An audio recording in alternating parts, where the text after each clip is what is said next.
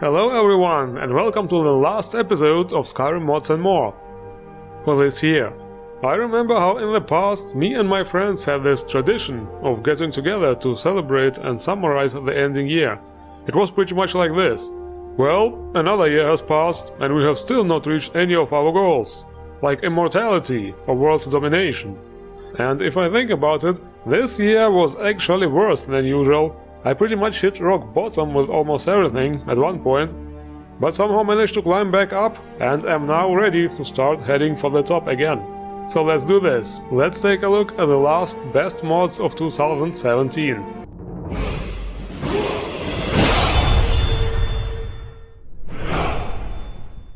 We start with a little mod which aims to make our menus a tick fancier.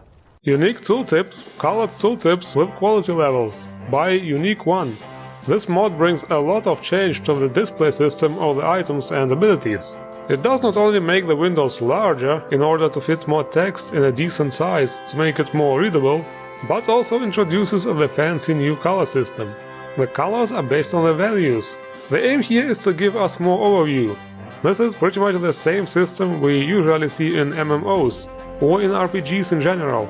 It usually goes from grey to white to green to blue to gold and then usually purple. The only weird thing I noticed is that the shouts are not written in dragon language anymore, probably missing the icons. Other than that, it's a nice mod. The next mod is about spreading love. Oh, how very fitting for this time of the year. Free Hug Mods by Wellamo15. This mod is based on the original by T3&O. In the original mods, a message box popped up every time you tried to engage in a dialogue, and you could choose whether you want to hug or start a dialogue. There is also a little buff you get from a successful hug. This new mod does the same, but without the message box. This mod also made my blood boil at first, because for some reason it only started working after reinstalling a couple of times. I thought I was doing something wrong, like there's a secret hotkey or something, but actually you just have to stand close to an NPC and press the dialogue button. If you are close enough, there will be a hug. If you are a bit further away, just the normal dialogue. In terms of followers, we have another old friend join the good fight this week. Miraak follower Reincarnation by Sartan Moore. This is actually just an appearance overhaul for Miraak, so you will need the Miraak follower mod by Transient Faith too. For those who are not familiar with it, this mod allows you to join forces with Miraak and fight against Hermaeus Mora at the end of the Dragonborn DLC. And after that, Miraak is available as a follower and will wait at a small camp at the Temple of Miraak. Usually I don't feature simple retexture mods, but in this case Miraak didn't really have a face at all, and here we get some really dark themed, corrupt looking full body textures, very fitting. The follower, by the way, is fully voiced using Miraak's unique voice lines, and in combat fights like the actual Miraak, using unique shouts, spells and weapons. But what if we don't want a creepy ass Miraak? I hear you say. Don't worry ladies, I got you covered. Here is Miraak Husbando by Cyborg Armgun. This mod does initially the same as the other one, simply replaces Miraak's appearance. But this time he is turned into a handsome chunk of testosterone. Seriously, look at his man jaw. I bet he could pierce the Titanic with it. Well, ladies and gentlemen, the choice is yours. And what would an episode of Skyrim Mods and More be without some badass monster mods? I can't even imagine it anymore. Spider Daedra by Mihail. They first appeared in Battlespire. So, here we have a combination of the two most vicious things in the world: spiders and women. Okay, I'm joking. I mean, it's not like I have to worry about it, since there are only 8% female viewers, but still. Yes, the stereotype about female gamers being rare is absolutely true. Anyway, they use lightning-based attacks, and there is also a summon spellbook. Just like last time, there is another accessory mod again. More scarves and light sources by Alien. Warm, fluffy scarves is a good idea. Another very fitting mod for this time of the year.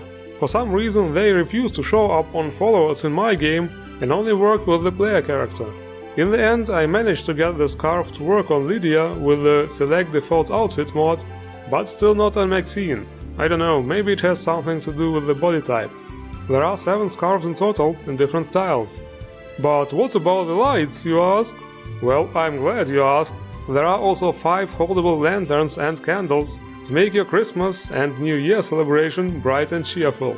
Look at this stuff, this is awesome. I guess you could say making those was a really bright idea. So, how about we do the weapon and armor checkout here in Windhelm this time, for some variety. Self-created Dragon Ball Super Angel stuff by Skyrim Delphine. Yes, finally I get the chance to say something about Dragon Ball Super. It fucking sucks! Do you know what it feels like as a hardcore Dragon Ball fan to see my favorite anime being turned into a fucking joke? Again! It's literally on the same bullshit level of retardedness as GT. Seriously, what kind of bull is that? But the stuff does look good. It has a cool animation and I also really like the galaxy effect on the ball part. The next mod is Sword of Omens by Jabbered Neck. This one is from an old cartoon called Thundercats, so it also looks somewhat cartoony here in Skyrim, but the model actually looks pretty good. It also looks like the modder who made it is German, and the description of the weapon is still in German too. And here's another one, Fel'Nin by Ronnie Magnum. This looks more or less like a typical Viking one-handed sword, with some engravings, and there's also a scabbard. Nice weapon.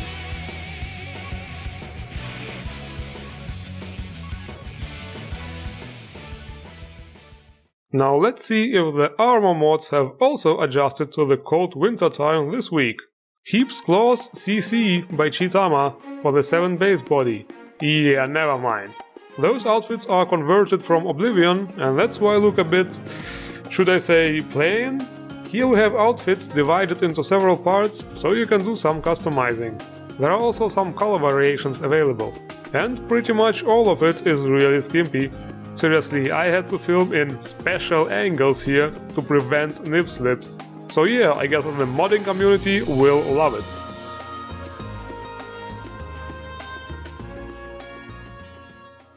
Guess what comes next, people? Oh yes, another quest mod.